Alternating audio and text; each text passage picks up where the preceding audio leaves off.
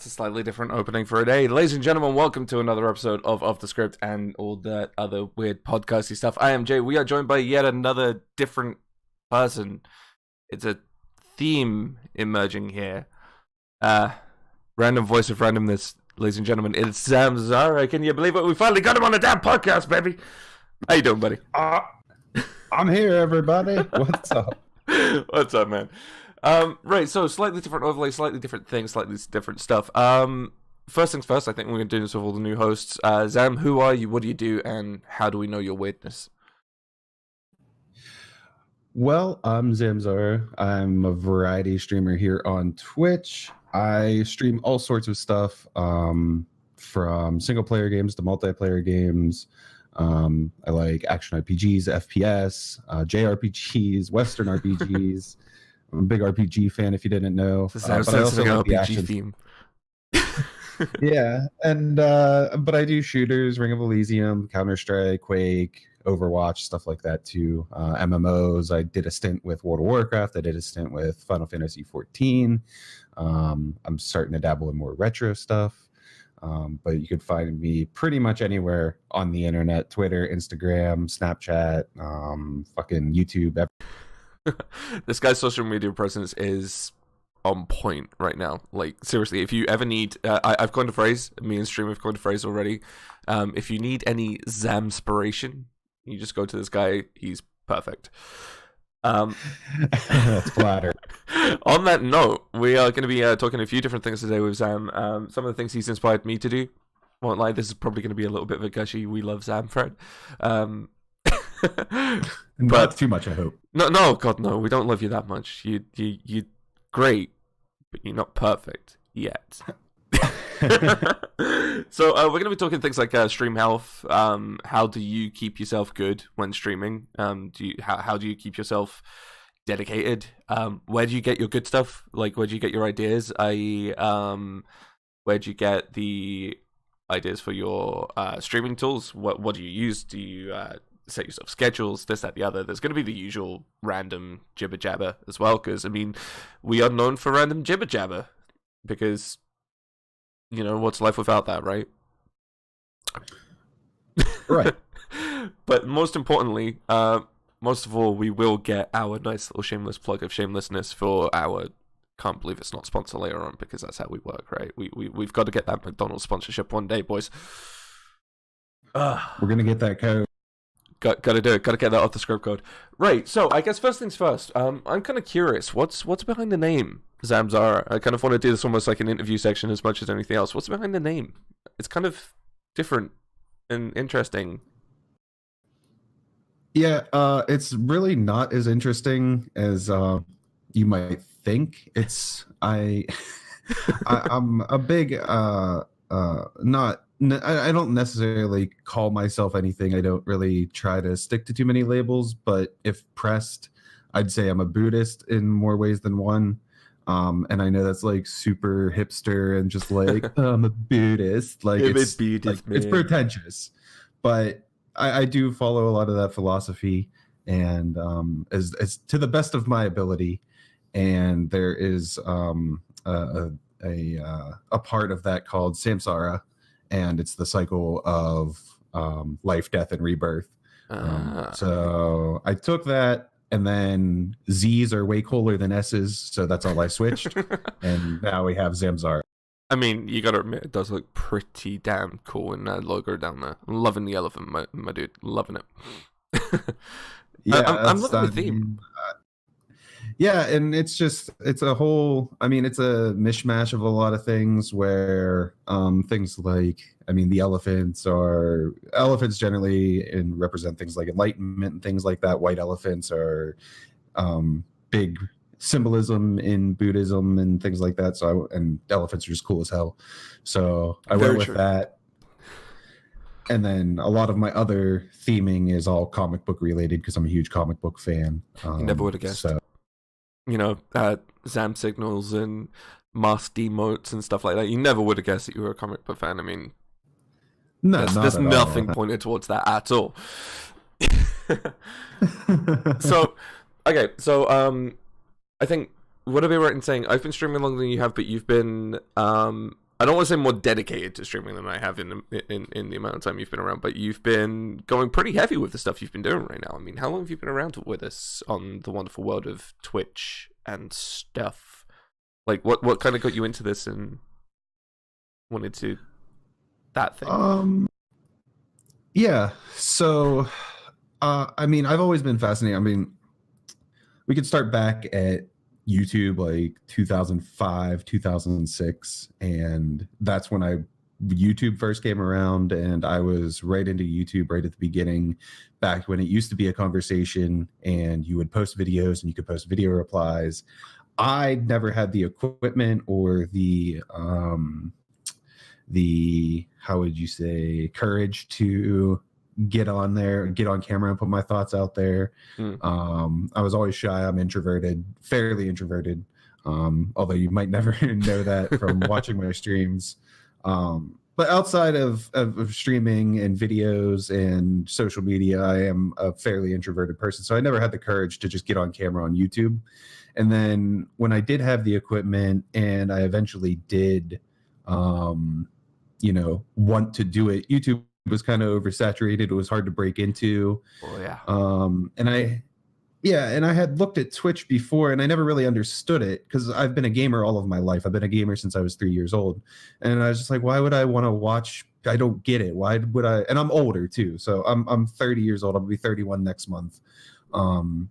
So I never understood it. It's like I could go play video games myself. I understand the esports aspect of it, but why would I want to watch someone play a Final Fantasy game? Why would I want to watch someone play something like that when I could just go experience it myself? Right. I was exactly the same when I first started up. The only time I ever saw Twitch before I started streaming myself, I literally had a couple of friends just sitting there going, "Oh, you want to see how the new Fallout 4 looks? Yeah, sure. How?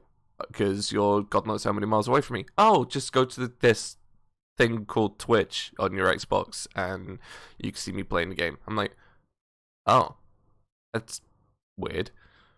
Okay. That was literally my only interest in it. That's as far as I ever went. Yeah, and it was kind of something similar where it was you need to go here to see this new thing. But it was also being on YouTube and watching the Let's Plays. Like the only Let's Plays I really watched, never really watched Markiplier or any of those guys, but I watch Game Grumps a lot, and I still do to this day. Pretty much every single day, watch the newest Game Grumps. That's part of my daily routine. And I was kind of fascinated by that, and I've always been a fan of comedy and making people laugh, and they blended the Let's Plays and the comedy in such a way that it kind of made sense for me. And then when I went to Twitch and I started kind of digging around a little bit, I was like, maybe this is something I could do, and it could be that creative outlet. Because I've always gone through phases. In my early 20s, I was a DJ'd a lot of house parties and shows and things like that. Nice. So I always need like a creative outlet, and that wasn't really panning out. It was harder to break into. I'm not super musically inclined, so it was kind of just a hobby. Whereas the video production, the video games, and all of that, I always liked editing videos. So it kind of all tied together, and I was just like, maybe Twitch is what I need to have that creative. I say because Twitch kind of lends itself to, especially now in its modern day, like how it's kind of sitting here today. It really does lend itself to the more creative mind. I mean, look at us now; we're hosting a podcast live, whereas a few episodes ago, I was literally sitting here recording it and then putting it somewhere. We're now getting interaction with our chat. We're getting people asking questions. I kind of like the idea of this. Like, this is much better than doing it on a normal YouTube basis. Twitch has opened itself up to creative, to IRL, where you can hang out with people that I guess you could say have become friends, that kind of thing. We talked about it on the previous podcast where there was controversies over certain sections of Twitch and what it's become, but maybe we should just leave that one behind for today. We don't want to carry on with the controversies from last time, right? Yes, thank you for the perfectly timed sound effect phone. So one of the biggest things that I know from you is, as you said before, you love streaming retro these days. Like, the first stream I ever saw you on was retro, I believe. Some strange old game.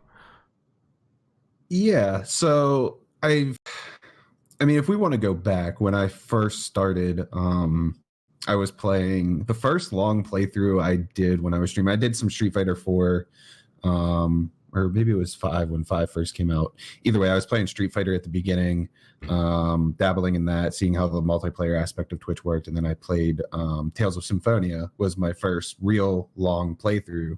And I did Resident Evil 4 and some games like that. And then I also had tried some of the brand new games. And what I found was typically the older games, anywhere from, I'd say, 3 months old to anywhere beyond, like behind that for the most part. Like 3 to 6 months old is a pretty good spot if you're a smaller streamer to pick a game and go play that one, because all the big streamers are done with it. And you're getting an audience that is passionate about that game, going back and looking for someone to watch because they like that game. And then anything like 6 months to a year, or up to, like, I'd say maybe 1 or 2 years old, is kind of dull and doesn't really get a lot. But anything 3-4 years and older is usually pretty good. So especially the retro stuff, the SNES stuff, the PS1 era stuff, PS2 even, I found tends to be a nice little niche community. A lot of people just like that generation of gaming. So there's a lot of people looking for things to watch from that generation for nostalgia, just to relive something. Yeah, it's kind of like reliving so childhood. Yeah, I mean, I've seen myself from playing Spyro recently. I started playing the Reignited trilogy. I've kind of I've found a resurgence for gaming, I guess. I've kind of sat there and gone, you know what? I'm kind of loving this now. This is taking me back to my childhood. I'm enjoying the almost retro vibe to it. But at the same time, it's been good for, and I hate to use these words, it's been good for the viewer count as well, because you know what it's like. If you can find something that you can stick to, that you can find new people in the field of, and they're enjoying watching what you're doing, even if you're, say, like me, who I've coined the phrase for my stream of playing, quote, good games badly. As long as you're enjoying messing up, and I do that a lot, it's definitely kind of got a more, I don't want to say a more personal vibe to the smaller streams. As you were saying before, like, you'll get the bigger streamers kind of play it just to play it because it's the newest thing out and they know they'll get the people. You kind of have more enjoyment watching a smaller guy play something the second time round. But us being the smaller guys and playing it later on, I don't know if you've run across this, you do tend to run into those people that want to run spoilers for you. So say it's a fixed story game. I was playing A Way Out second time around. Like me and Wildpig played A Way Out the first time around, completed it. It was absolutely amazing. Played it the second time around, was doing a stream with a member of the family. A guy comes in and goes, "Oh, did you know this, and this happened?" I'm like, "Gee, thanks, bud. I know this happened, but this one next to me doesn't, so you've basically just ruined the entire game for it. Thank you very much. Appreciate that." Have you ever run into something like that along the lines of the world of streaming? Someone coming in and spoiling a game for you that you're playing for the first time or something like that? No, thankfully, ever. Nobody has ever come into my chat and spoiled anything for me. I don't know. Maybe they have, and I've just been oblivious to it, or maybe they have, and it's just such a minor thing I don't care about. But nobody's come in and threw, Snape kills Dumbledore at me. So, wow, spoilers, man, for the people that haven't watched Harry Potter. Jesus. So it's just, yeah. I've never had anyone throw one of those at me, and I don't know. I mean, it could be a combination that I kind of, if it's a game I care about, like Red Dead or something like that, I make it a point that I'm going to play this as soon as it comes out, and I'm going to finish it before anybody else, so nobody else has a chance to spoil it for me. That's fine. That's the best way to be, really, I think, these days. And I think a lot of the people I surround myself are very much not into spoiling things for people, even for trolling. True. I mean, I will make a note now to come in if I see you playing a game that I've played before, just to tell you who dies. I won't. We know that I'm not that much of a dick. I can be a dick, but not that much. Okay, so main topics that we want to talk about today. What was we were talking? You brought something up on Twitter, which I found was an amazing point. You wanted to talk about just in general. This wasn't even podcast related. You wanted to just talk about games, but not bringing up the developers and all of the saltiness in some respects. I think it was along those lines. Yeah, I just think, I mean, if you want to delve into that topic, basically the way I see it is nowadays with how transparent or how big these companies are, I think a lot of the discussion about a game that's being published ends up being about the developer and not about the game itself. Like, we could take any number of games over the last year and talk about them, where people talk about Red Dead 2. Perfect. Like, that's a good example. Mm-hmm. What happened when the Red Dead 2 came out? People started talking about, oh, well, Rockstar was working their people 100 hours a week. Mm-hmm. Like, so now that colors the game in a negative light. What happened with, Fallout 76, all the stuff that went down with that. Now, Fallout 76... still going down with that.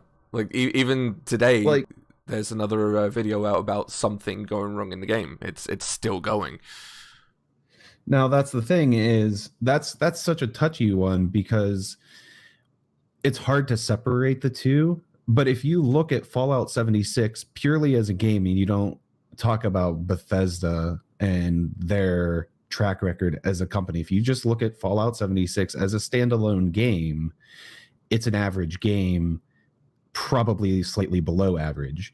But as soon as you start bringing in, oh, well, Bethesda did this is Bethesda's thing, this really shows that Bethesda's not as good as we maybe think they are, and it just, you take away from talking about the game so much and the game design and the choices behind it. And this also ties into DLC, microtransactions, and things like that, where you stop talking about how this affects the game and you start talking about why the company is doing it. Yeah. And I think that's a really difficult thing to overcome. I would rather talk about the video game itself and how that kind of stuff affects the video game rather than why they're doing it. I don't care why they're doing it. I know why they're doing it. They're trying to make money. I get it. It's a capitalist society, whatever. Very true. Fine. Let them make their money. But you have to realize that microtransactions, just by being in the game, affect the gameplay, affect the game design, because they're going to play with stats, play with how difficult parts of the game are to entice you to buy those things that are in the game. It's a psychological warfare type thing. So it affects game design. And that's what I am typically more angry about. I don't care that the company's trying to make money, because when I make an argument, someone will come at me and be like, oh, well, they're just trying to make money. That's how they make money. Yeah, I get that. But it frustrates me that it affects game design on such a level that it makes the game either more difficult and that's what I'm afraid with something like Devil May Cry 5, and why I don't care about skins in Overwatch. Like, this is very it's true. Two different things. Like, I play Star Trek Online a hell of a lot. Anyone who knows me knows that I love that game, but also despise it in many respects. Microtransactions are a big part of that game.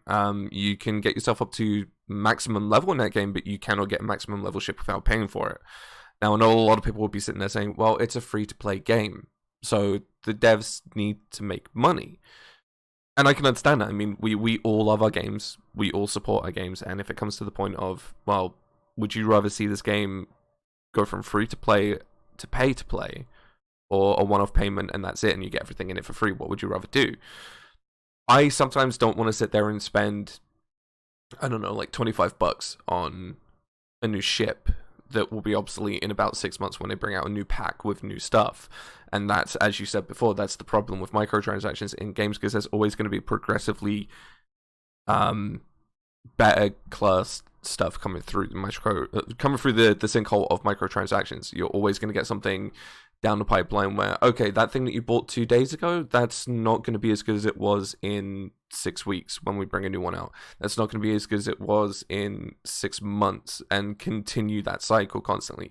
You look at Grand Theft Auto with their microtransactions of all of their vehicles, their guns, their everything that comes out with that. I think GTA is one of the prime examples of why microtransactions do work, but also don't work. I think through costs alone. But I think Overwatch has it with just the skins is the best way of doing it. Anything that's just a physical, anything that doesn't affect gameplay, I think is the best way to go microtransactions wise. Right. And with GTA, the shark cards and things like that, the virtual currency, that's something that it's kind of, do you have the option to grinding for that money. You can get that you can get all of the things in GTA 5 without spending a dime at all. So it's good, but at the same rate, that affects gameplay because they're going to affect how fast you get in-game currency. So it's slowed to such a rate to entice you to buy those shark cards. This is true. Pigs pointed out in chat for us, apparently the worst new game for microtransactions currently is the new Assassin's Creed game, Assassin's Creed Odyssey. I've not got to the point where microtransactions at the moment affect me in that. I think I've played about half an hour of that thing, if that. So I've not kind of seen where the microtransactions kind of kick in. But if that's the case, how do they work in the new Assassin's Creed? I've from all I know, I'm guessing it's I mean, of course, Pig can correct us on this one. I'm guessing it's mostly things like weapons packs. You'll get like pay X amount of dollars for this legendary weapon that you would never be able to find in the game, but this legendary weapon's only going to be good for about 10 levels, because then once you get 10 levels in, there's this that's better. Or apparently you need them to level up in some respects. I will have to look into like that. XP boosts? I'm guessing there may be XP boosts. I'm going to look into this one, and we can touch back on this one on the next one, just to sort of clarify where we are. That's exactly what I'm talking about, because now this is exactly you have to level up to do some of the missions in that game, right? I'm assuming. Yeah. So you level up to a point, but then you need to continue the story or side mission or whatever, but you're not high enough level. So your option is to go somewhere and grind for X amount of time, which may be outrageous, or you could go buy this XP boost and then get there faster. But what happens if that's not there? If the microtransaction isn't there, they have no reason to slow your XP gain, and it's a more flow through experience. Yeah. Where you're not hitting these walls to entice you to buy the XP boosts. So that's kind of where I'm talking about it's changing the gameplay, where they're going to put things in to psychologically make you want to buy those DLC, those microtransactions, to make it easy. Exactly. And it kind of it speaks to when modern day gaming's come to the point of they always follow a trend. There's always a trend, and it's always followed. You look at gaming from 10 years ago. I think that's when we just started getting DLC involved in most games, I want to say. I think there was like the big DLC push of the mid 2000s when the 360 and PS3 started coming out. Right around Oblivion. Yes, exactly. The Horse armor, baby. There you go. Consoles before that, when you bought the game, that was it. I think the only thing that ever had anything along the lines of an expansion, was obviously World of Warcraft, because big PC game, it's always going to have expansions, and I'm guessing they were probably pushing into their first one or two. But I only really know of GTA 1 with GTA London's disc. That was it. Yeah, so that was only on PC. I think they might have had a PlayStation release for London as a standalone disc. So that's what they would do. I mean, expansions is what they were before they were DLC, and they've been around since the mid-90s.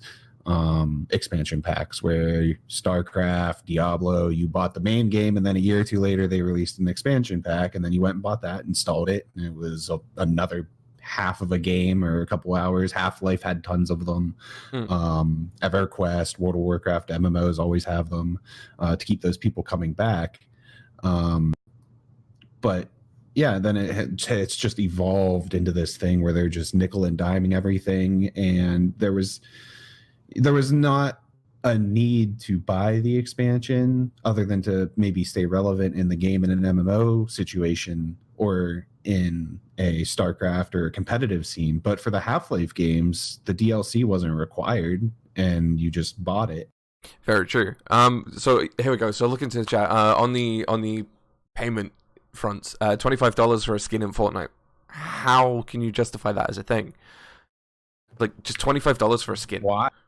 Why not? If people are going to pay it. Exactly. Do I think it's a lot of money? Would I pay $25 for a skin? No. That's so but much if money. Someone enjoys Fortnite enough that's the only game they play and they want that skin, by all means go for it, because it doesn't affect gameplay. Now, if the skin has a smaller hitbox or things like that, because I think that fish stick skin that just came out for Fortnite, when I was watching a couple streamers that I watch play it, someone in chat was saying that it has a smaller hitbox. That is something that I would have a problem with. Definitely, I would agree on that one. That's almost like it's changing the game entirely.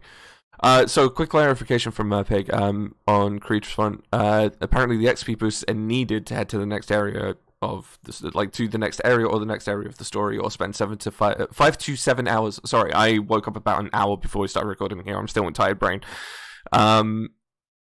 Or you need to spend 5 to 7 hours of doing random crap because you're so underleveled. So basically, it's a case of, okay, you can either grind the game, dedicated grinding game, as most Creed things have become. You can either grind it out like you would possibly think to do anyway, or you can buy an XP boost to be able to continue on with the story like that and keep going. Another thing from speaking on expansions, the Sims franchise was quite big with expansion packs, but at least the Sims, I guess that again wasn't a game-changing expansion in a way, was it? It was kind of giving more options for the game, I guess you could say. Not like a game-breaking expansion in that respect. It's a single-player game, and you're not affecting anybody else by having it or not having it. True. That's the thing. We was doing this with this isn't so much a game-breaking DLC issue, but it's a game, I guess you could say, game-changing. We've played Star Trek Bridge Crew, the VR game, and unless you have all of the DLC, you cannot play with your friends. If you have the DLC and your friend doesn't, you have to completely deactivate the DLC to be able to play with your friend, which isn't huge, but it's almost like saying, hey, you want to play with your friends? Why not just go buy the DLC? Just buy it. Come on. This is only cheap. Just buy it. Come on. Just do it. We won't judge you. It's fine. Yeah. And in a way, that's kind of shitty. It's kind of an inconvenience, but at the same time, it doesn't really change too much. Where that might be, where I see that being a problem is games like the Call of Duty series, where if you don't have a map pack, you either turn those, like, you can't play those maps with your friends. Yep. Where other games will be like, if you have the map pack and you're playing with your friends, they could play with you on those maps as long as they're playing with you. Whereas if they're not playing with you, they can't play those maps. I think that's a good compromise between that. Agreed. Because Battlefield was the same, wasn't it? It was like, if you didn't have Battlefield Premium, if you didn't have the DLC maps and your friends did, you can't play with them until you buy it or you get Premium, which is basically season passes, which was another big craze at one point. Season passes has basically become like the battle passes these days, I think. Would that be alright? Kind of trying to think if that would be a good comparison. The modern day battle passes in, say, the big battle royale games are almost the equivalent of buying a season pass now. It's a season pass by any other name, I think. See, I mean, they do season passes. Like, that's the thing, is they have this term season pass, and what does that mean? It means something different for every publisher, for every game. For Call of Duty, the season pass, and I think we're going towards more of, it's not going to be so much what it is for Call of Duty, where the season pass for Call of Duty or Assassin's Creed or whatever is like, this season pass is this chunk of content. That's just, I don't think it's going to be called that anymore. I think they're going to try and distinguish it because of what Fortnite has done for the season pass and battle pass, or they're going to keep calling the Call of Duty stuff season pass, and they'll call what they have in Quake Champions, Fortnite, Ring of Elysium, PUBG. They'll keep calling those battle passes, but I think they should call those season passes because it's an actual season. It's a chunk of time that this is active, and then after it's done, it's done. So basically, go the Rainbow Six approach, go the Siege approach, where it's like every season that happens, it will end that. And if you want to get the next season of characters and you want to get the next season of operators and the next map, you have to buy the next season pass to get everything in it.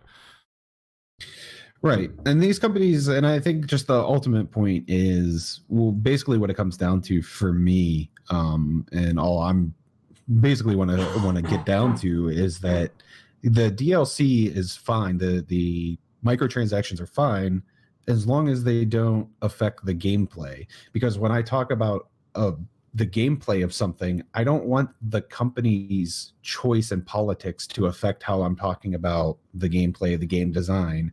But when they're putting these microtransactions in, these little things that are affecting the game design and gameplay, I'm forced to talk about the company politics. I'm forced to talk about the state of microtransactions and whether or not they should exist, and if they should, what capacity they should exist in. I would say I found that to be a massive talking point when these things come up. Okay, so we're gonna move off the microtransactions thingamajiggies. What's it? Something that I've been learning a lot from you these days, and there's a little thing going on in a private Discord between us and a few other streamers. I like the idea of the stream healthcare stuff. So Mini explain it here, and please correct me if I'm wrong on this one.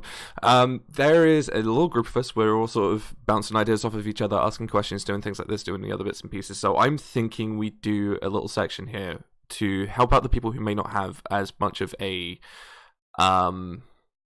I don't want to say as much of a clue because it makes it sound like I'm being big-headed. As oh, look at me, I know more about this than you do. Look at me, I'm Mr. Smarty Pants, and really I'm learning this from everyone else and then kind of relaying the messages as if they are my own. But maybe we call this the Stream Help Center section, where we can give you guys some advice from what we've learned, what we know, what we've sort of jerry-rigged together. If there's anything that we can give you advice-wise, we will happily do that. So, like, I mean, Sam, you've been bouncing quite a few ideas around for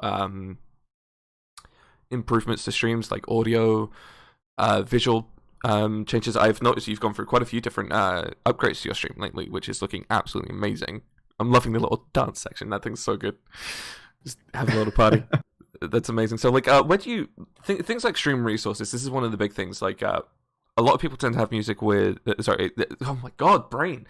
A lot of people tend to have issues with music where they can get it uncopyrighted, where they can get graphics, all this sort of stuff made up for a decent enough price that's not going to leave them broke. Like someone charging $70 for a 3x3 emote. Where do you go to get your stuff? Where would you recommend people to go to... just for general healthcare, stream-wise, all this sort of stuff like music and all this kind of thing. Where would what advice would you give someone who's looking into changing, advancing, generally just mixing up the stream a little bit? Okay, so kind of we'll unpack. Let's start with the graphics and things like that, because that's the first thing people are going to see when they come to your stream, is the quality of your stream. And audio, I think, is second. And I think my audio was quite shit up until about a week ago. I don't know, man. It sounded a hell of a lot better than mine did. Mine sounded like I was talking to you from a microphone from about 12 years ago. Yeah, so the hardware is one part of it, but there's also software that you can use to help the audio. But let's go back to the graphics and stuff. Mm-hmm. And initially, I had made my own graphics and panels and everything. I Photoshop, but I would not call myself a graphic designer. So they were serviceable and they worked. But once I started getting more traction and things like that, my followings on Twitter and Instagram and things like that started to grow. You kind of start rubbing shoulders or rubbing elbows and bumping shoulders with people that are putting a little bit more effort into their stream, and you kind of get I mean, for me, you get a little embarrassed. You're just like, my stuff doesn't look quite as good as theirs. How Yeah. do I get on that level? Which is why I like to surround myself with people that are on both sides, because I could help the other people coming up, or at least show them and be like, this is how you do it and this is how you grow, and not even maybe directly do that. If anybody has any questions, they could always come to me, but I like seeing people improve and show people that they can improve. And then also on the other end, have people that do things better than me and are more innovative, so I can look to them for inspiration. So it's a two-way street. But basically for the graphics, since that's the first impression people get, find someone who has graphics that you like and find out who did them, and then go to that person and have them do them. There you go. I mean, me and you are sort of like I wouldn't say polar opposite when it comes to like say stream layouts and stuff like that. I've gone for the, hey, let's throw everything on the stream as much as I can and kind of make it look good, but try not to clutter the screen up too much by making it look very small and this, that, the other. And you're a very simple, clean, minimalist kind of stream. So like, you've not got the new follows, the new this, the new that scattered all over the place. You've literally got yourself. And if you guys want to go see what Zam looks like, he is a absolutely beautiful man. The beard, the hair, the hats, the beanie, man. Come on. What's there not to like? You go see the way your stream's laid out. You literally only ever have your tip jar, your bit boss, and you. And then there's me with like a bar with a banner and a name and a this and a that. And do you find like the more, to use the word, the more cluttered overlays would maybe draw someone away and push them to a more simplified overlay kind of streamer, or do you think that really matters too much? I don't think it matters too much if you make it work for you. I like the minimalist look because I'm there to showcase the game and the gameplay. Even though I'm not necessarily the best gamer, I've been doing it long enough, and I appreciate the art of gaming. And that's what I want to share. So that's what I try and feature the most, where someone like yourself or some of the other streamers that I follow are more about the personality side of things, and letting that shine through, and you're there for them, and the gameplay is kind of just there in the background, and that's something to kind of gather around while you're there talking to whoever is casting the game. Yeah. So if that's what you're going for, those new followers, those new subs, those things can be there to highlight, and it definitely entices people to follow more because they like to see their name on screen. And if it could be there for any amount of time that's longer than just an alert, people like that. So I get why people do that. And I used to do it when I first started streaming. I started streaming in this will be my 4th year technically in the Twitch game. So 2015 is when I started streaming. And then I didn't really start streaming consistently for longer than 6 months at a time up until last year, this time maybe a year and a half ago. So we are roughly on we're roughly on the same time scale. I was kind of sitting there trying to figure out how long we've been going on that one, but sorry, yeah, you've been what, year and a half now, you said? Roughly. Yeah, a year and a half, really committing to it and having the schedule and the social media presence and everything. Might I say you were doing a damn fine job on that. Yeah, not to blow your trumpet or anything, but you gotta toot the own horn every now and then. So yeah, we were saying, like, graphics wise in general, as you said, it could be an important thing, but it could also just be one of those things where you just want to sit there and go, well, you don't have to have a flashy overlay. You don't, like, I've gone through so many overlays since I've had a game in PC. So like I've gone from having a basic static overlay, and I used to change the overlay per game. Like, I'd always have my overlays themed. So like when we was playing Friday the 13th, I'd have like blood splatter and this, that, the other. Mm-hmm. I had like a counselor card for every counselor that I played, and every time I died, I'd put a big blood cross over it so people could see, oh look, I'm dead, now you're spectating someone. I'd always try and theme it. So like it had an L-class display for Star Trek, or I'd have this for another game, or I'd have this for another game. I tried to do like a more Minecrafty field one when I was doing Minecraft, and I'd always originally try and do that. And then I started thinking, okay, look, I need to stop. It's getting complicated. It's getting a little bit much. I need to maybe simplify things a bit. So I went to a website, and I actually got put onto this website by another streamer friend of mine. Goes by the name of Fluffy Bunny. I'm sure we will have, as long as my brain can remember this, we will have all of these people that we mention. If we mention any names and anything that we mention links wise, they will be down in the description, and we can put shout outs down in chat, please, mods that are there. He sent me to a website called Nerd or Die. Absolutely amazing place. I used them in the beginning. Brilliant resource place. But it's an excellent resource if you don't have the cash right away to put into a graphics package. Exactly. The background screen that we're using now, in fact, is from Nerd or Die. That was one of their freebies. So they have certain things that you can use as freebies, certain things that you can pay packages for.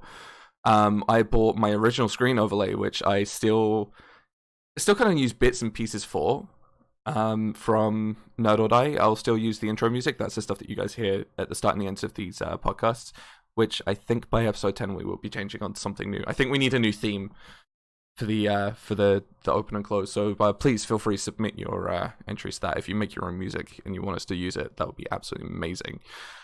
But yeah, I even started then using Streamlabs OBS resources, seeing as how that's got almost an unlimited number of overlay packages in there, which I cannot recommend enough, because there's some amazing things in there. But again, I think this is one of those ones where, do you want to go to someone who's possibly got the same overlay as you, or do you want to create your own? Do you want to be a Zam, which is everything is custom created and outsourced and done a really good job, or do you want to go generic and do what you can to make it work for you? There is no wrong answer, by the way. And that's the thing, is starting out Nerd or Die, those kinds of things are really good to go to, just to get your feet wet. And the panels, the layout, I don't think is really the sink or swim of streaming. The sink or swim of streaming is what you present in the little box that's showing the video, and how you present yourself outside of the stream on social media. Exactly. I think those are the two big things. But when you're starting out, you might not have $250 to throw at a graphics package, which is what you'd want to do to get something quality. When I had mine done, she worked with me on not only my graphics package for Twitch, but for YouTube, Twitter, Instagram, all of that stuff, plus also helped me kind of centralize everything, get everything branded the right way, because she was someone who had done it. That's her job, is marketing and graphics design. So she knows how to make things in a way that are going to pop based on your ideas. So that's what I did, and she worked with me making my transitions on the stream, the video, all my start screens. So that's the kind of person you want to find, is someone who is going to go maybe above and beyond just slapping together some graphics. Exactly, because if you can get that feel that reflects you, then you don't have to. I know this sounds bad. You don't have to do as much work to show yourself, because everything is being reflected. So if you're a happy-go-lucky personality where you can project yourself straight away, maybe you don't need certain bits and pieces. If you want your same stuff to reflect how you personally are, even better. I mean, custom is always the best way to go in the long run, because that way you can get 100% perfect feel of everything that you want. You can. I did a very spur of the moment stream yesterday, putting together what we're calling the After Dark kind of stream. So basically, it's a more darker theme. Everything looks different. The overlays are in different places. It's again relied on resources that I got 6 months to a year ago, but I've changed the colors. I've tweaked them slightly. I've done my best to reflect what I want the stream to kind of look like in that, and done it very simply. But if I can go to someone to get them custom made, that would be so much better than using a resource that, say, 2, 3, 4,000 other streamers are using, because it may reflect me with what I feel looks good, but somebody else could have used those resources as well, and you kind of feel like it's not exactly personal to you anymore, because somebody else is now going, oh hey, look, I've seen those graphics somewhere else and they've looked better, or they've looked worse, or this, that, the other. And Twitch is a very judgmental place, as much as a lot of people don't want to admit it. Like, you'll have people going, oh, you've only got X number of followers in Y amount of time, oh, you must suck. Or, oh hey, you've got terrible graphics, I'm never watching you again, or that kind of thing. And it's full of, I don't know, I guess it's full of quite a lot of judgmental people, but then it's also, as you've said before, there's the people that will either come just for your games or just for you. Or maybe, if you're lucky, a mix of both. I think we've kind of got those communities, the mix of both communities in the minute. If I want to go out on a limb and say that one. We have a brilliant community between us, and individually, that they don't care about what we do, they care more for us. Absolutely. There was another point that I had on my mind as you were talking there, and now it's completely escaped. Dude, if you ever need to interrupt, feel free, interrupt me. I tend to do it to other people without knowing it, so if I'm halfway through something, just butt on in there, just kind of push in. Like, Jay, shut up, yeah. I want to talk. Yeah, I mean, it was just about the communities and stuff, and other people using those graphics, and starting out, use what you can, just get your feet wet, just hit the ground running, and just start putting stuff out there, because it's not going to be perfect the first time. You're going to constantly evolve. Exactly. I mean, well, what was I saying? I'm trying to remember where I was trying to push over to on this one. I had a thing in my head where I was trying to get a semi-decent running order today, and I cannot do that. I have nothing written down. I've got nowhere going. So, if you guys in the chat have anything that you want us to bring up, please feel free. We definitely want to hear from you guys on that one. The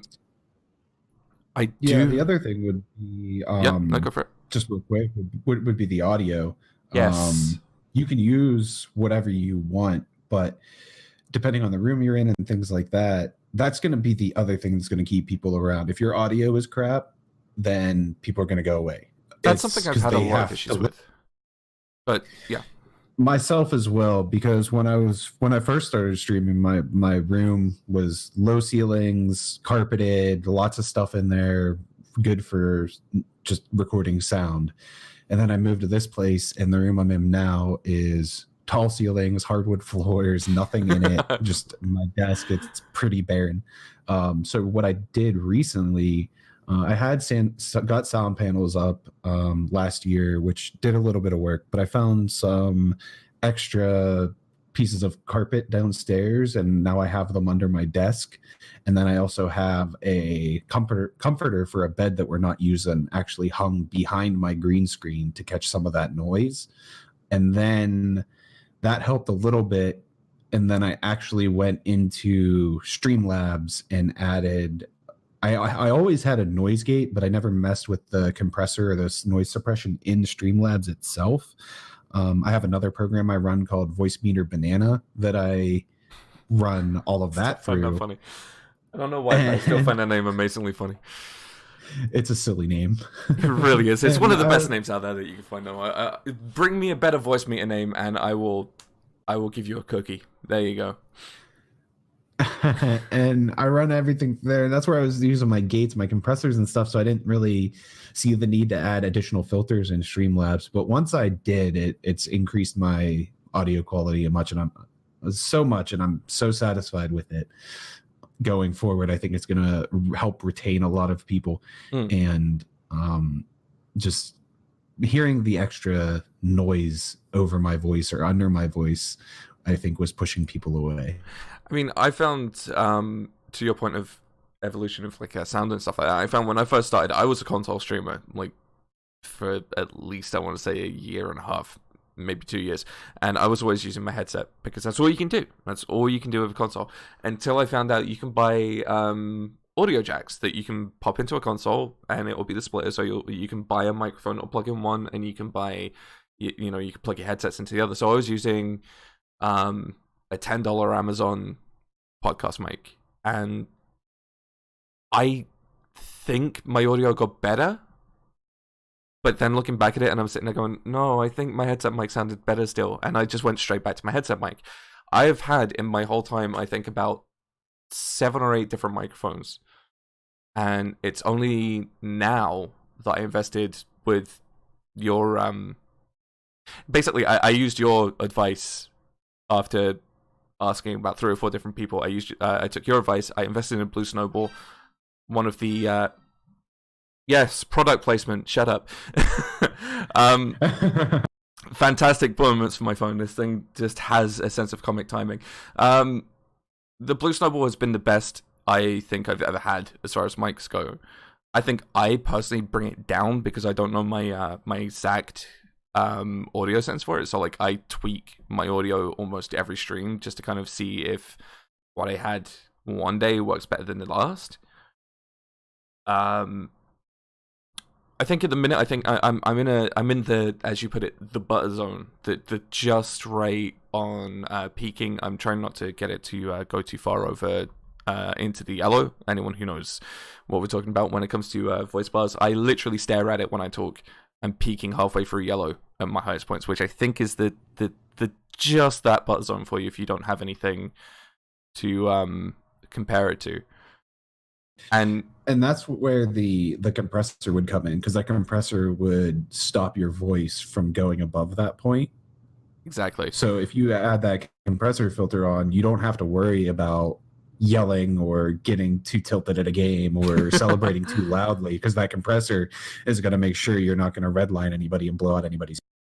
Exactly, which apparently I have had issues with a few times before. I've gone back, I've looked, and yeah, I've pretty much blown out my own eardrums. But there is nothing better in the world than sitting back, and if you don't listen to your streams much, or you don't listen to, say, podcasts much, and you don't know what you're doing exactly, and you listen back and you go, oh god, that was terrible, how can I make it better? You come to someone who knows, i.e. you, like I've tried to do with Voice Me and Banana. That thing, I don't know why to this day just does not want to play nice with me. It's not it's super tricky to get the logic in your head of how things are feeding through your system. But once you have an understanding of how things are feeding through the system and what things are labeled, then you can kind of get a grasp of where things need to be sent in Voicemeeter. Also, like I said, I was a DJ. I worked with audio. I produced music and things like that. So chaining audio together kind of comes, I wouldn't say naturally to me and the slightest, but since I have experience with it, I can kind of logic my way through that a little bit easier than most people possibly. But there's a ton of good YouTube videos out there that will help you connect those dots so you can understand that. See, now that's something else. When it comes to resources, if you are a smaller streamer, YouTube is a great resource for these sorts of things. Like, I didn't understand how to get certain things working in Streamlabs. First place I went, YouTube. As soon as I got my Elgato, I had no idea why I wasn't getting the right feed for it. I was sitting there going, what's going on? Why am I not getting audio from my feed? Why is this going wrong? Why is this going wrong? YouTube, straight away. It's literally, YouTube is the greatest resource for someone who has no idea what they're doing. And I'm not just talking streaming either. Like, you could literally go to YouTube for anything, and it's there. Like 99.9% of the time, you're going to find a YouTube video and someone either sitting there with a video camera going, yo, what's happening, guys? Thanks for looking at my amazingly produced opening video, and now look at my shaky handheld camera of me just talking over with a really bad phone mic kind of thing. But they'll get you through and help you with what you're looking for. I think I've only ever found like 6 bad tutorials out of 100 that I've gone to look at. And yeah, I may be a little bit of a criticizing dick when I say about the, hey, look at your overly produced thing and it's actually really bad quality, which is basically a good way to describe my stream. Overly produced and really bad quality. But YouTube is always going to be your best resource when it comes to trying to figure out a problem, I think. I mean, I've come to you multiple times because YouTube's not worked. And that's the other thing that I would suggest small streamers do, is find people that are on your level, give or take. I mean, if you want to think about it as a ladder, just get yourself surrounded by people that are on your rung of the ladder, a couple rungs above and a couple rungs below, so you could all kind of push each other and grow together. So you have people that you can share your knowledge with, and then you can also have other people that are sharing their knowledge with you. Exactly. And doing that sort of thing. And then beyond that, go back and watch your VODs. Please, for if you are trying to improve as a streamer, go back and watch at least 30, 45, 60 minutes of your VOD, skip around different places in it. You don't have to watch the whole thing.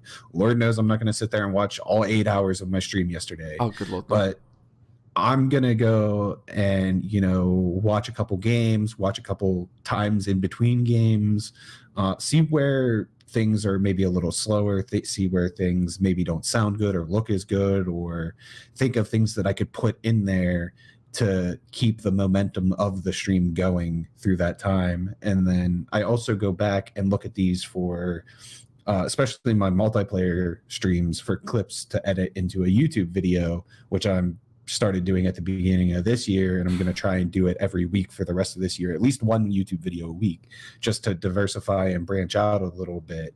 But my advice would be always start slow and ramp it up into a point where it's comfortable, and that's is Twitch, Twitter, YouTube, Instagram, all of that stuff. Just add one thing at a time. Don't do it all at once. Pick one thing to focus on. Focus on it for as long as you need to until you're comfortable with it and you feel like you're growing at a steady rate on that platform, and then just maintain it and then add something new in, and then slowly build that up until you can maintain it and balance everything out. Because it is hard to juggle without a social media manager or a video editor or a whole team behind you. It's very hard as a solo streamer to manage Twitter, Instagram, Twitch, YouTube, and Discord servers. What you can see here, I was aggressively nodding along with every single thing you said there. I nearly hurt myself. See, this is the big thing, and it's the biggest issue. It's like everybody jumps. Well, not everybody. I don't want to tar everybody with the same brush here, but there are a lot of people that will jump onto a platform like Twitch or Mixer or Caffeine TV or whatever the platforms are that are out there, and go, right, I want to be the next dog. I want to be the next ninja. I want to be the next Summit. Insert big streamer name here. I don't know big Mixer streamers, but hopefully there's big guys out there that are going to be big enough to be able to help out anyone who comes to them with things like that.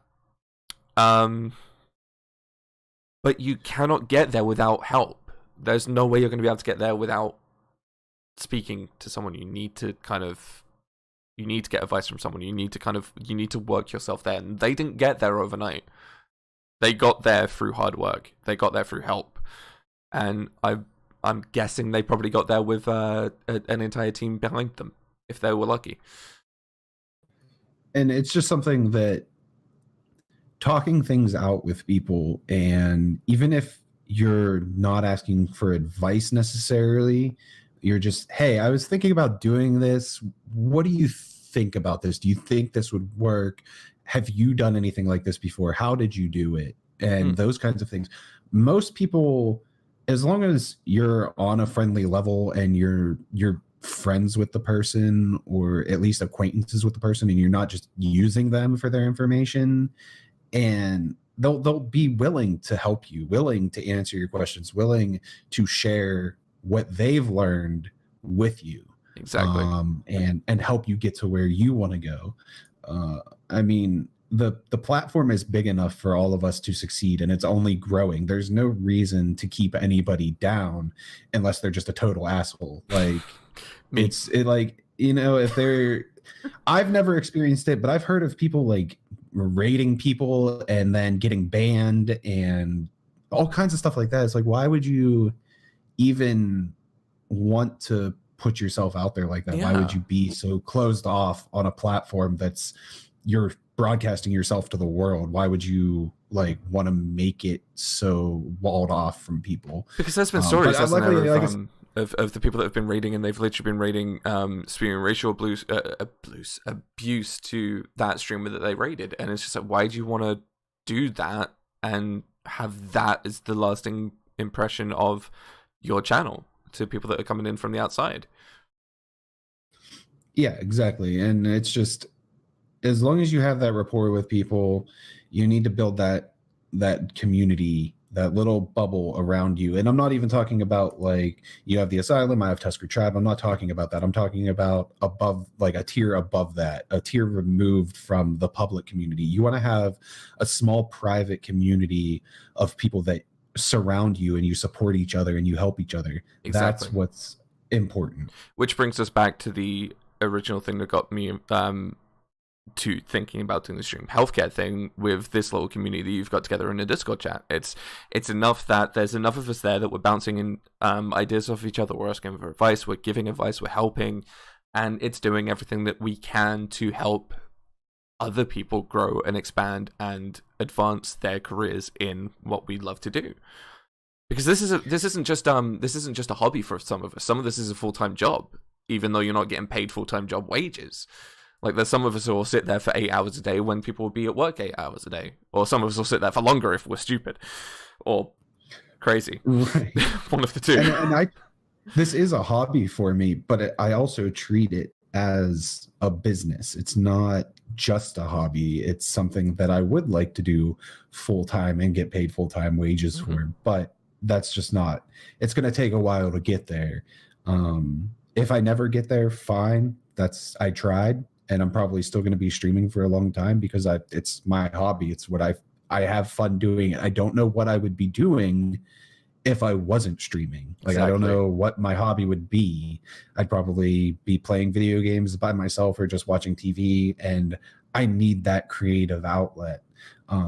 So finding that group that allows you to bounce ideas off of each other and has the same mindset that, that they take it seriously, or if you don't want to take it seriously, find the people that don't take it seriously and bounce ideas off of them. But if you're going to treat this as a business and you're going to treat this as a career, you want to find like-minded people, which is hard to do because a lot of people have a different take on what Twitch is for them. So I went out of my way to find people that were consistent on their stream schedule, or at least streamed a lot, that were on social media and on Discord and active and seemed to be taking it seriously. And I went to them and I said, you know what, let's get together and let's have a small little group here and let's bounce ideas off of each other. Let's improve our streams together and let's figure out how we can improve together. And I think since I did that, everything about my stream has improved in just the few weeks that I've put that together. And I'm excited to see where we're all going to go in the. Yeah, I was going to say that has been one of the best that's been one of the best things to happen to me and my sort of streaming career for the past year. I think, like, coming together with you guys, sticking together, and just, even if I'm not active in that chat, just reading some of the ideas that you guys are coming up with, going through some of the things that you guys are going through and kind of going, that could work. Oh, wait, that's an idea that I had before that I never really jumped on. So that's how that thing works. And coming to you guys with issues or questions, and it's helped me progress in a small way. I've not progressed to the point where it's, oh, look at me, I've made partner in a month. But I've progressed to the point where I feel more comfortable in my stream. I feel like I'm doing a better job again. I feel like in the past 13 days of this year, where I've set myself a goal, I feel like I'm being able to achieve that goal because I've got the backing of people that are happy to help me out, people that are ready to help me if I have a problem and kind of push on and get through that. And it's helping my community grow. It's helping me help other communities grow because my community is pushing through to somebody else's community and there's the bleed through there. And hopefully that will continue from... If I can maybe get you 1 or 2 more viewers, then those 2 new viewers will go on to somebody else, and then they'll go on to somebody else, and they'll go on to somebody else, and that chain continues.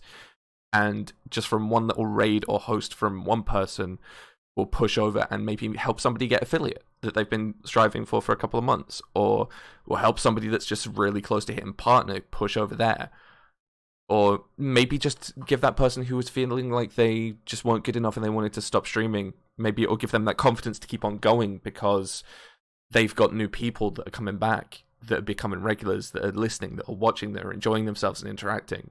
And that's the most important thing, I think. The fact that we don't do this for the money. The money's helpful, but we don't do it for it exactly. We do it to have fun and bring you guys the entertainment.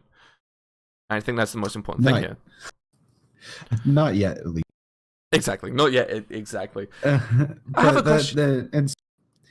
Well, real quick, speaking of money, whenever I get my payouts from Twitch, I typically don't buy any games for the stream because I was going to be buying these games anyway, is the way I see it. If I wasn't streaming, I would be putting my own money into those games. So I'll continue to do that.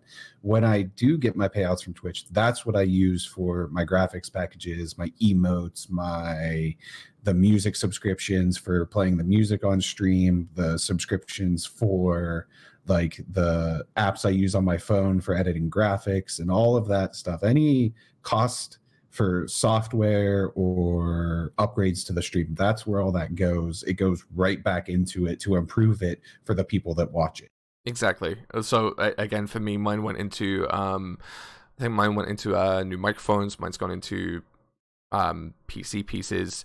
I'm trying to one day have a dedicated amount that will literally just go for giving back to the stream, i.e. do just like one great big week of a giveaway of things that I've bought with the stream money to kind of go, right, look, I've been saying I've been doing this for ages. I want to do giveaways. I've never been able to deal with it. We're going to use 1 month's payout. We're going to give back to you guys with one great big thing and then smaller things besides. And that's the same with the merchandise store. Like, I've set up the merch store a year or two ago. We've had some sales. They've got, granted, 5 of those sales were to myself because I wanted my own merchandise. Who doesn't if you can make good stuff? Speaking of which, shameless plug is shameless. There will be a link down in the description. If you want to get that Off the Script logo t-shirt, it is on the store because, you know, it's cool. We've already had a couple of people buy it. Buy it yourself. It's cool. Why not? When the summer months come along, walk down the street rocking an Off the Script t-shirt. Tell people of an awesome podcast. Or tell them of this podcast. And ZamZara just set up his merch store as well last night, so that is up and running. So I mean, anyone who wants to go take a look at that one, you know, you can go take a look at some good merchandise. That's the thing that I want to touch on before we do finish. We got mugs, we got shirts. Ooh, mugs! You see, mugs and shirts are amazing. I'm still trying to find hats. I cannot find anyone that can do hats at a decent price. I want to touch on that. Find hats, let me.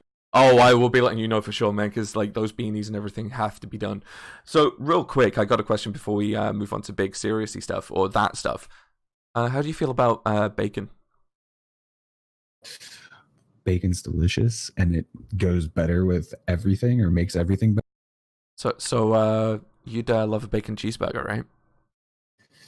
I think a bacon cheeseburger sounds pretty. That aggressive mic switch again. Just. The bacon I'm pretty sure it's the bacon. It's so good. Well, if you guys want to get your hands on a beautiful, tasty bacon cheeseburger, you know what to do. Go to McDonald's. Use that code Off the Script on any of your purchases, because you know it makes sense. That McDonald's sponsorship is coming through. I can feel it, baby. I can feel it. Their ears are burning over there at McDonald's headquarters. They're like, shit, someone's talking about. Right. So don't forget, at the tills, Off the Script, you'll get 10% off, and you might even get a free burger. We cannot be held accountable for any burgers that are not guaranteed by that deal, because we don't have a deal, sadly, even though we do want to tweet McDonald's to get Off the Script sponsorship. Right, so, on the merchandise store thing, this is something that came up in the little chat. I myself use a website called Teespring. It's a really cool little free site. You can literally produce, make, sell for nothing. They'll take a cut, as big places usually do, but you can kind of set your own prices to minimal profit, no profit because all profit goes to a charity, or, you know, you could be ridiculous and charge like, I don't know, $60 for a cup if you really wanted to make the most profit possible. You've started yours up with Streamlabs, I believe? Yeah, that's what I'm going to go with. So we were talking about this. We've talked about these in between. Me personally, I've always had a sales philosophy of, and this could be because I've not worked in, marketing and all that sort of thing. I've always had the sales philosophy of, if I won't buy it for that price, I don't expect anyone else to. So like minimum cost of my t-shirts are like $8 or $9, right? Because I know there's shipping costs that you got to pay. And it may not be the best print quality, just in case. I mean, not to say that anything that's come from the store so far hasn't been good print quality, because I'm extremely impressed with what they are. But off of those prices, I make, I want to say barely any profit, because I don't want to do it for the money. I want to do it because I want you guys to have cool stuff. I'm not saying that's why people do it. I'm not saying that the merchandise stores are there because we just like, give me your money, I need it to sustain me, sort of thing. But I feel more comfortable with selling at a lower price, so you can maybe buy more for the same price as some people could sell a single price. Like, I'll go into my local store tomorrow, and they'll have a t-shirt for $25, and then I'll have a t-shirt for $5. I'll buy the one for $5. I don't care what's on it. It's a t-shirt. I can wear it. So I've sort of pulled that philosophy to my store. I'm kind of curious how you're running your side of things, because I've dabbled with Streamlabs creator system. I've dabbled with their store system. I'm personally not a fan of how high the prices have to be. Or can you now actually modify the prices so that they're a little bit lower? What's the take on that now? Because I have heard that they've changed them a little bit. Well, before we get into the nitty-gritty of the prices and stuff, I'll just give you my philosophy. I worked retail for 5 years. I worked Best Buy home theater. So I sold, I did that for 3 years or 2 years, selling home theater equipment, TVs, sound systems, things like that. And then I worked at Radio Shack selling phones and stuff, and smaller items there for 3 years. What I learned, especially at Best Buy, is when you're selling anything, especially when it comes to high-priced, high-ticket items that are a couple $1,000s, you can't shop out of your own wallet. That you're not buying this, you're selling it to them. You want to give them the options and then let them make their own decision. You want to lay out the buffet for them, and they'll make the decision using their own money based on what they're making. They may be making more than you. They may be making less than you. You can't make that decision for them. Right. All you can do is tell them, this is what we have. This is the price. This is why this is better. This is why this is this price. And let them determine what features, what things they want for whatever price. So that's kind of the philosophy I've taken going forward as far as salesmanship and things like that go, is lay out the options for them, tell them the price, let them make the decision, and be fully transparent with them. So on my store, all the shirts and everything are $5 above cost, which means I make $5 on anything that gets sold in the store. I don't need to make more than that. I could make more than that if I set it to be more, but at this point, I just wanted to make $5 per item. It's a decent profit. Like, it's a good profit price, and it's not saying, "Hey, I want your thing, and I'm taking so much money out of your pocket because I'm a greedy son of a, you know what." Like, it's just like, this is a reasonable amount of profit, and it's a reasonable price overall. And I don't want someone to kind of on that side of things. I want, because they're buying it to support me, right? They're not buying it to, feel better about themselves. I mean, maybe they'll feel better about themselves, but they're buying it to be like, hey, I like this guy. I like what he does. I want to wear his gear. I want to represent his gear out in the real world. So I want to throw money at him. So I want at least them to know that some of that is coming to me and it's not all going to the store that the market is on, since we're not selling this stuff directly out of our house. Which would be the dream. But that... Like, if we can ever find somewhere where we can mass produce stuff at a decent cost, and just, I've been thinking about that, to be honest. I've been thinking of going to a lot of places like, say, for example, Vistaprint or Fruit Loom, get a sponsorship from those guys one day, and just be like, hey, give me t-shirts with my designs on. I will give you X amount of money, and then I'll sell everything. Like, brilliant. So I mean, a hoodie, I'm looking at it right now. The cost of a hoodie to Streamlabs, according to them, is $27 to print a hoodie. I set... Did we lose you just then? No, I don't know what the shipping and everything is on that. We lost you halfway through that one. I think we were having a bit of a connection on that one. Right, so $27 for a hoodie, and then from that point onwards? It's $32 for a hoodie. It costs them $27 to make it, so I get $5 of that. Now, I'm not sure what that means for the printing and everything, but I don't think $32 is too outrageous for a hoodie. You go to a store like a department store or a clothing store, you're going to pay $40 for a hoodie. Yeah, I mean, as long as it's supply and demand, like, obviously, it's, if you're demanding the supply and you can get it out there, it's a decent enough quality and everything like that. It's always a good thing. I mean, I can find a hoodie in a store for, well, plain, dull, non-custom hoodie $10 tops. Right. But if you But want I'm a talking custom, graphic, yeah. yeah, if you want custom, that's obviously going to come at a different price. So it kind of makes sense that it's going to be what you said 30, 32 at the minute. Mm-hmm. Yeah. I'm looking on my store at the minute for a single-sided hoodie, so it's like single print, top of the shoulder. Say like just a simple logo on there. I can sell mine 26. I think I make about $3 if I put the price up more. But then if you don't want the hoodie, there's t-shirts on there for 24, 20. Like I tried to put a smattering of price ranges on there for people. Mm-hmm. The mug being $20 is a little much in my eyes, but I wanted to throw it out. Yeah, no, I know what you mean on that one. I'm looking my store. They tell me if I want to make a mug, minimum price I can sell it at, and this is like the smallest possible mug. I'm looking at $8 with no profit. They recommend that I sell it for somewhere around 15. And I couldn't pay that much for a mug, even if it's got my own face on it, I kind of sit to myself and go, that's a little much for a mug. Right. And then just starting out, though, these are the compromises we make as small streamers. It's like, okay, well, we can't put the money forward to get this printed ourselves. So we're going to go to this third party and have them do it, take a small profit, sell it at a higher price because that's what we have to do right now. Exactly. And then we're going to use that money to put it back into the stream to grow the stream bigger so we don't have to do that in the future. Exactly, because you think about it in the overall, it's not the fact that we're sitting there being greedy and going, hey, I know that you have money because you've donated to my stream or subscribed to my stream or blah blah blah blah blah, or you can pay the internet and play games. I want you to pay $35 for a beanie or something.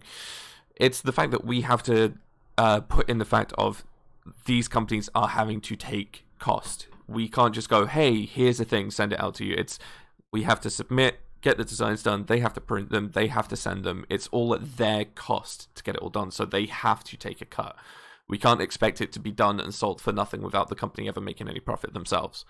Because where's the business sense in that? Like, you're basically giving away free product and the person who's making the product gets it for nothing. Like, doesn't make any profit, and then you just make nothing but profit.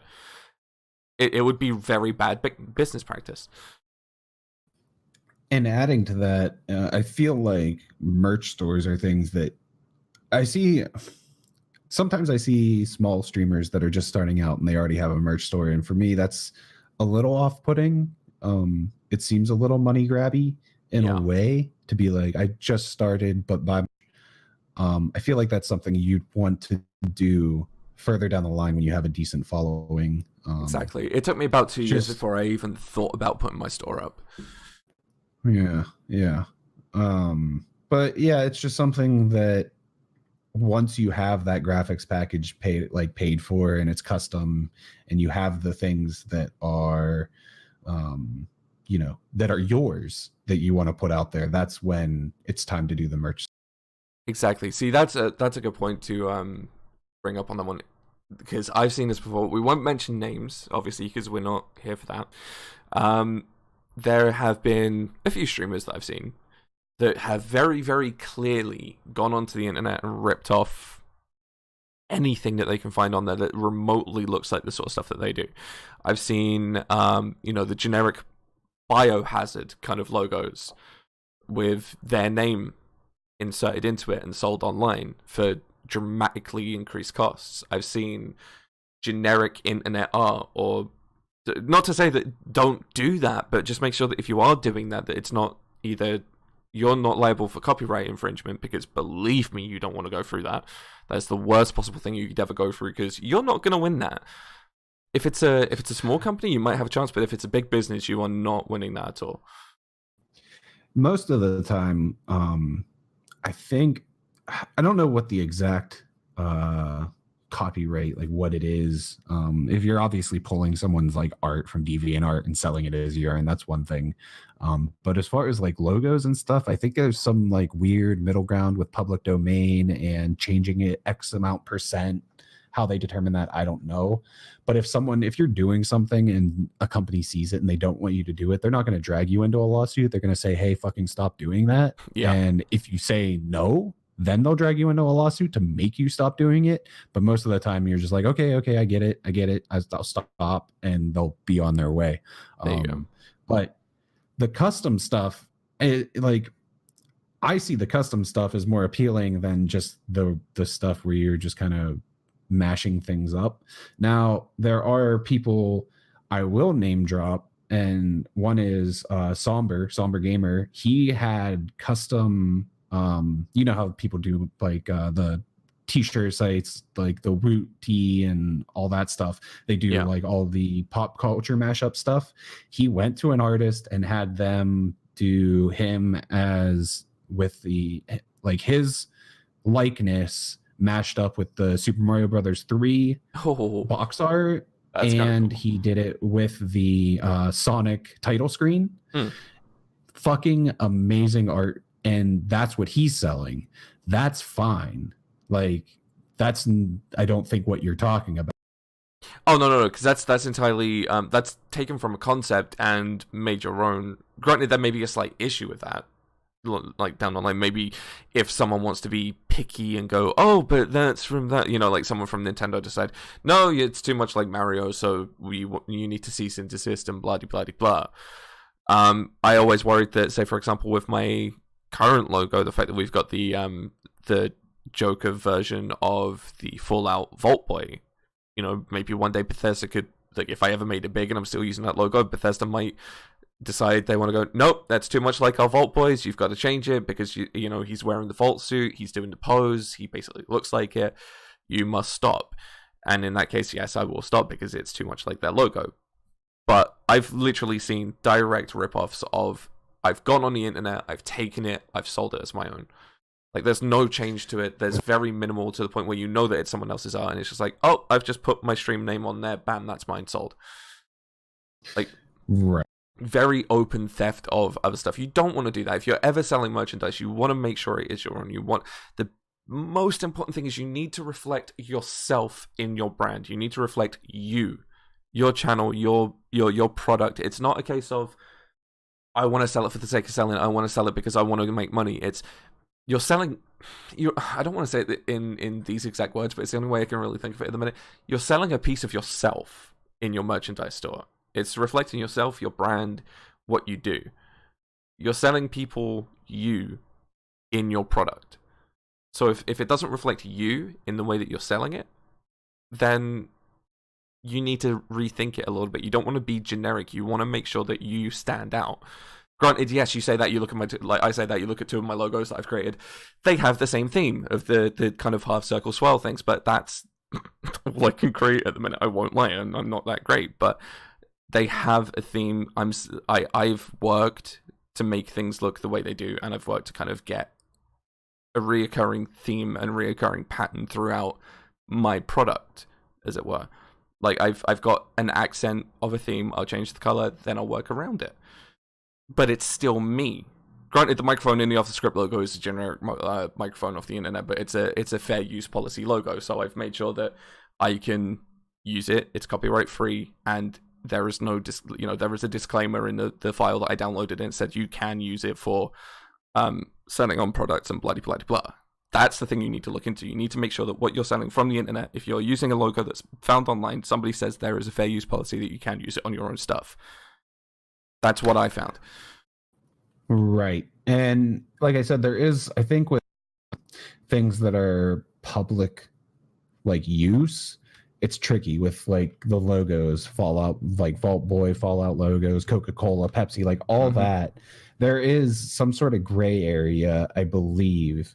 I haven't looked into it exactly, so don't take this as like pure legal advice, but I believe there is a gray area where if you take that and modify it for your own use and you're not selling it or something, there's something there where you can, like, use it as, you know, with a certain percentage changed or something. Yeah, there's like a very small little workaround if you know the little legal ins and outs of it, I think.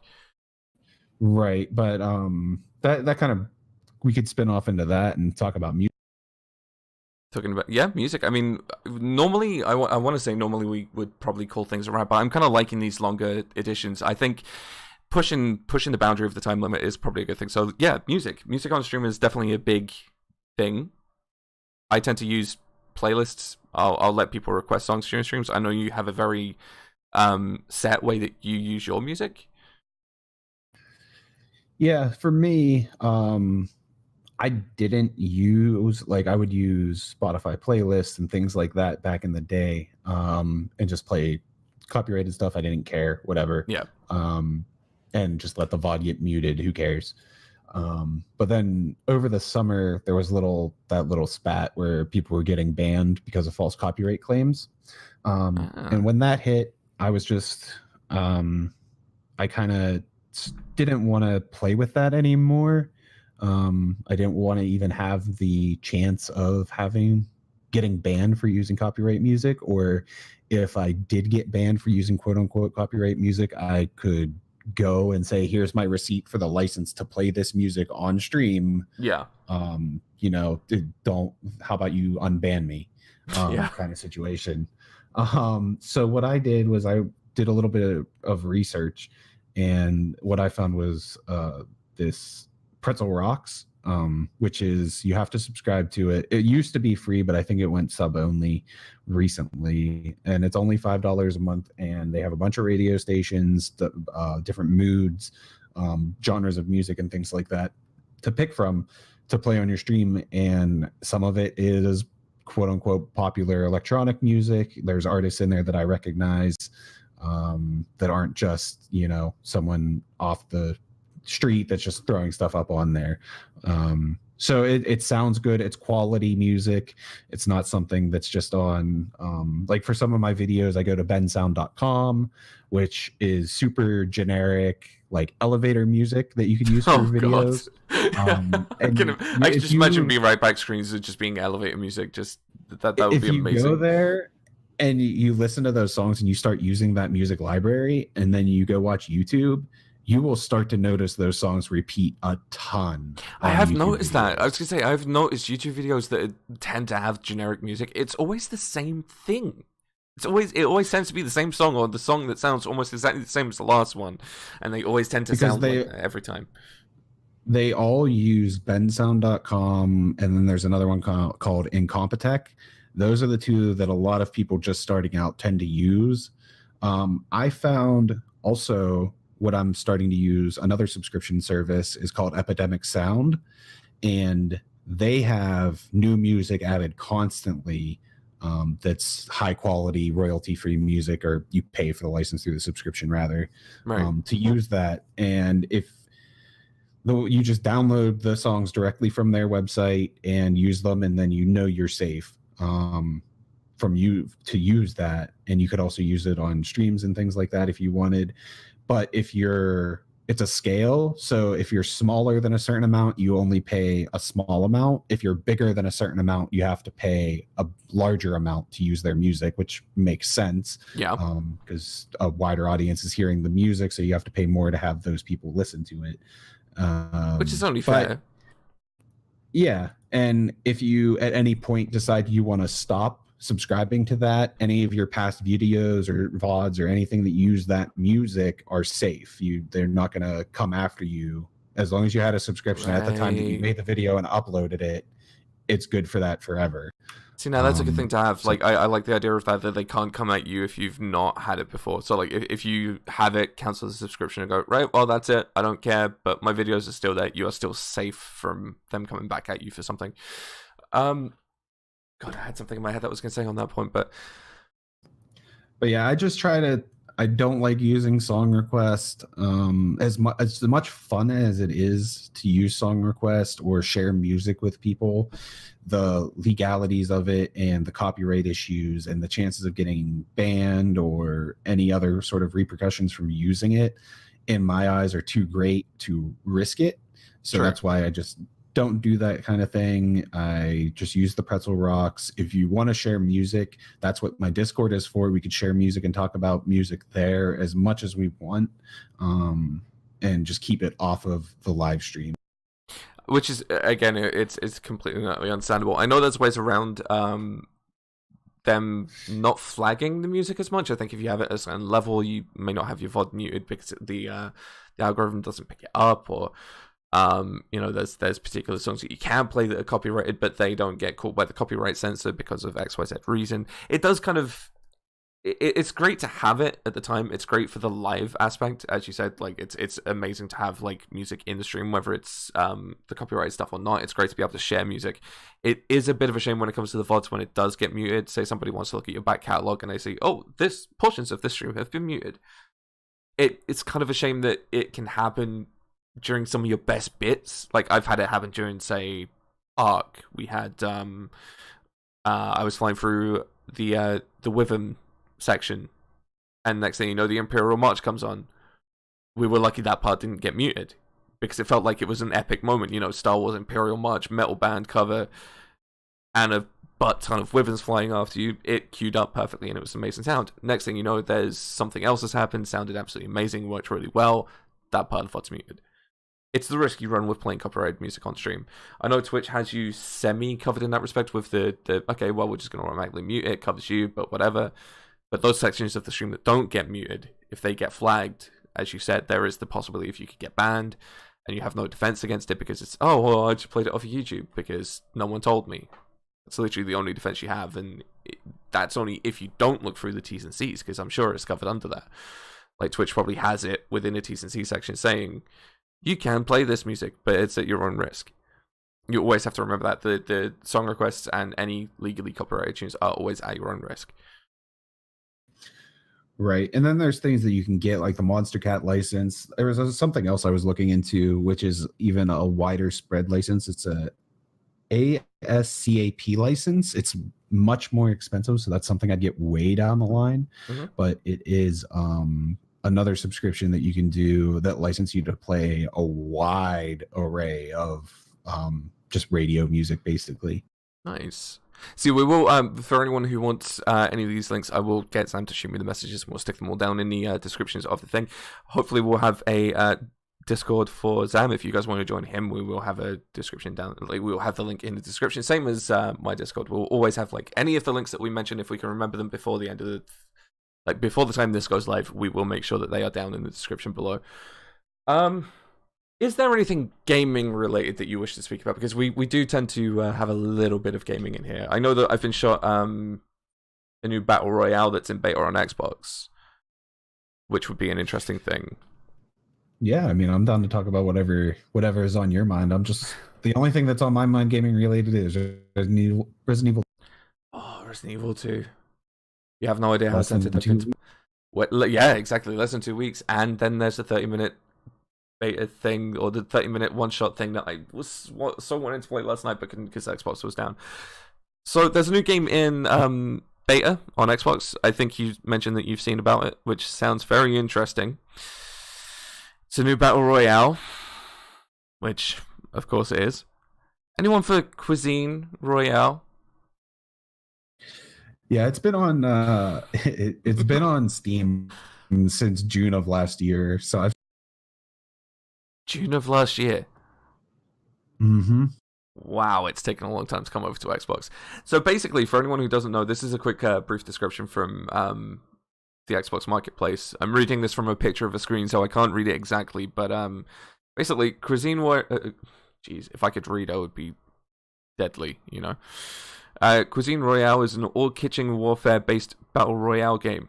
It's got the most honest loot box system. In battles, you get ingredients that are used for cooking, new suits, masks, gestures, and other cosmetic items that don't influence your combat effectiveness. Basically, from what I've been reading, it's basically cooking tools. You're using utensils and things like that in the kitchen, and the fight takes place in kitchens. It sounds amazing. It's one of the biggest memes of a game that you could probably have since, I don't know, say, Realm Royale. Yeah, I played Realm for a long time. Yeah, I mean, I want to say there was something with this game. It was either this or Totally Accurate Battle Royale that was like negative. I want to see if I can find. See, there's so many Royale games now in a minute. Like, so many. I mean, how many have we got? We got things like Blackout. That technically could be an individual game all by itself. You've got Realm Royale, which apparently has changed up so much since it first started. I've seen so many people saying that that game was really good when it first started. It was unique, it was different, and now it's very generic. You've got, yeah, Drab. Wait, Drab? Trap. You cut out halfway. Super, there you super go. trash. Trash. There we go. You're cutting out on the S on your super aggressive mic button. Doesn't like you saying the word trash, apparently. It's like an auto censor. It's doing my job for me. But, oh, yes. Definitely go into the chat here real quick. Cuisine Royale apparently would sound very funny, especially if you're hitting people over the head with spatulas and frying pans. It does sound like that. It could be pretty damn cool. But, yeah, Realms become trash. PUBG's basically dead. I don't know if I'd say PUBG's dead. That's a stretch. Maybe console PUBG's dead. Is probably the best way of pushing that one. Yeah, I would agree with that because PUBG still right now has 2.4K people. Oh damn! Okay, that's more than I was expecting. Yeah, it's still always in like the top 10, if not the top 20. Games on Twitch at any given time. But the PC community, they had a big tournament over the summer. They have a lot of the esports organizations are in on it and have teams for it. So I don't think PUBG is going anywhere anytime soon. I don't think Fortnite's going anywhere anytime soon. Sadly. And it's going to take things like Cuisine Royale, Totally Accurate, Battle Royale, and things will come out. They'll just be their little meme games. They'll have their little community, things you fire up for a laugh. But I think it's going to take things like Ring of Elysium, Island of Nine had an opportunity with it, things like Blackout, where they just release completely solid games and continuously update them and kind of fly under the radar, listen to the communities, don't do any drastic changes, improve and slowly trickle out new content. Just slow and steady is the way that you're going to work your way into being up there with things like Fortnite and PUBG. Exactly. I mean, I'm trying to remember the name of this thing, but I can't remember exactly. There's a battle royale game that's either out or has been in planning for a very long time that's meant to be a 400-person game, and I cannot remember the name of it for the life of me. I know it's on Steam, and they were talking about trying to bring it to Xbox, but I don't think that would work. That reminds me of Mag back in the day. You remember Mag on PS? Just barely. It's like it was like a huge deal because they were going to have 100-person persistent battles going on at all times. Yeah, and the old consoles could never ever handle that. It was bad enough that with certain. I remember the old wrestling games. You could only deal with 4 people. Like PS1 could only deal with 4 people. PS2, I think the most you ever got was 6 people. Towards the end of the generation.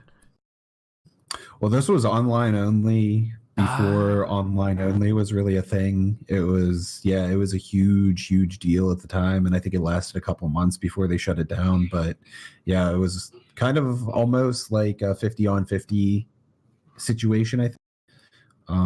Maybe more, but I think it was 100-person because Battlefield at the time was 64 and then went up to 100. Mag came out and we're like, we're doing 100, and everyone was kind of like, oh shit.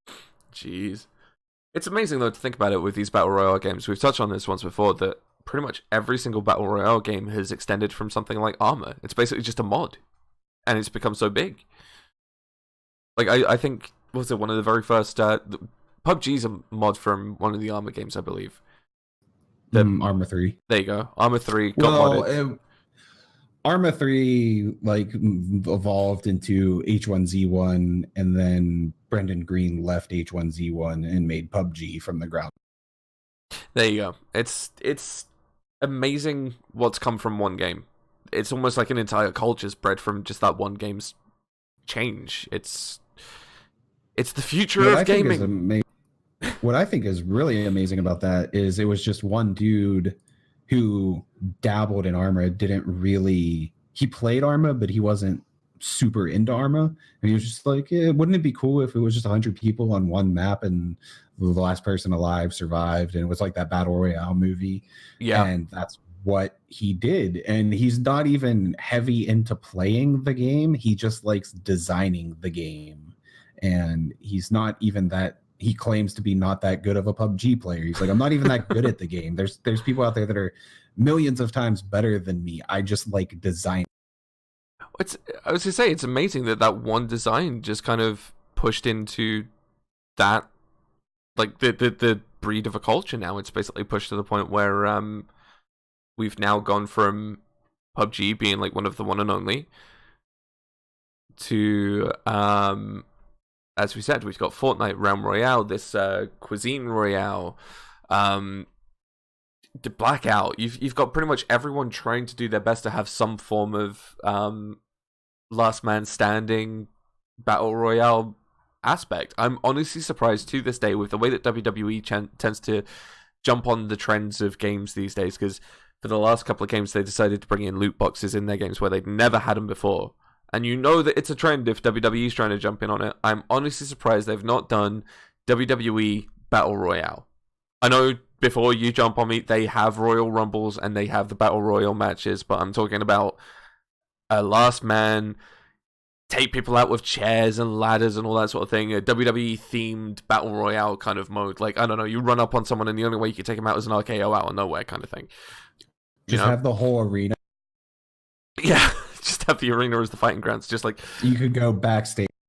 Yes.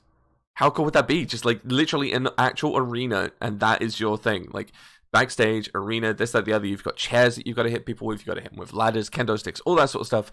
Just you got to knock them out with that. You've got to fight to the knockout, because WWE doesn't like, well, it's like death. You know, you've got to take your opponent down and be the last man standing. Basically, just like a last man standing royale is probably what WWE would call it, something like that. I'm surprised they've not jumped on the bandwagon. Right. I mean, there's always this year. God, don't even say that. I don't want there to be a day where I pick up a WWE game and there's a freaking Battle Royale on it. Just, I will stick to my Royal Rumbles. That at least I could do good at. You're the one that pitched the idea, and now you don't want it? What is I mean, hey, if WWE's listening and you want to make that thing, do it, but credit me. You know, ThatMisterJ, I will send you the checks for the royalties. Like, I'll send you the address for the royalty checks even, because, you know, I need money. Shamelessness. Okay, so, I mean, I could do this for another God knows how many hours. I really could. Because right now, Sam, chatting with you is absolutely amazing. I'm loving it.